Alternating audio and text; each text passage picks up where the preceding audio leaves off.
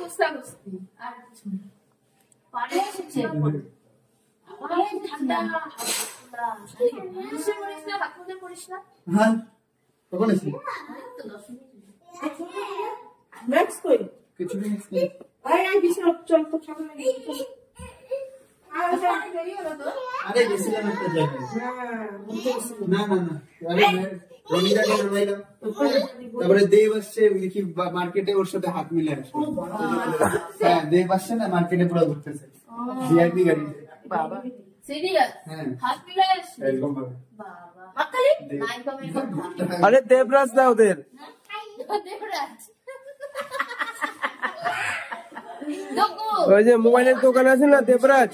এসো ঘুমাচ্ছি নাকি? এসো এসে চলে গেছি ভাই। কি বলো? হ্যাঁ